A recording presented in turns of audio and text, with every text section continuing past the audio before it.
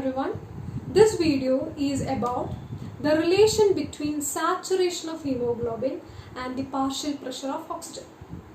First, let me tell you, the saturation is the condition in which hemoglobin attaches with oxygen. Okay, saturation means the tendency or the affinity of hemoglobin towards oxygen, or the attachment of hemoglobin to the oxygen is known as saturation. What is the opposite scenario? It is dissociation. Okay, dissociation means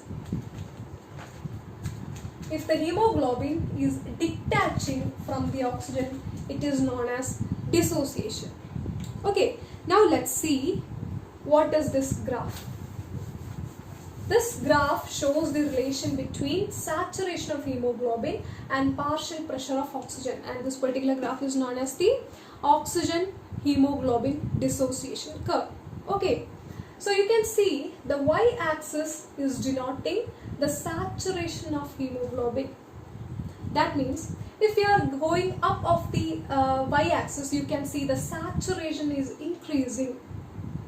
Okay, if we are going down, you can see decrease in saturation. What is decrease in saturation? Decrease in saturation means dissociation. Decrease in saturation, that means decreasing the affinity of hemoglobin to oxygen. What is that condition known as? Dissociation. Okay, so moving down the y-axis or moving down the curve, you can see dissociation. Okay, this particular curve, if it is moving down, it is dissociation that is happening, and if the curve is going up, it is known as saturation, that is increase in saturation. Okay, I hope this is clear to you. And x-axis denotes the partial pressure of O2. Okay, partial pressure of O2. We have seen the O2 is having different partial pressure in alveoli and in cell. Okay, in alveoli it is having higher partial pressure, that is 102 millimeters of mercury. In cell, in tissues, what is the partial pressure of oxygen? It is 40 millimeters of mercury. Okay, I have just said this in the beginning itself to make this easy for you. Okay, so now let us see about the curve, about the graph. You can see the graph is S-shaped. That means it is a sigmoid curve. Okay, first let me tell you a simple point, then you can understand this. Like I said in the previous video, the hemoglobin will combine with oxygen only if there is increase in partial pressure of oxygen, right? If there is increase in partial pressure of oxygen, the saturation will be higher. That's it. And if there is decrease in partial pressure, you can see dissociation of hemoglobin with oxygen. Okay. If there is decrease in partial pressure, you can see a decrease in saturation. Okay, decrease in saturation means dissociation.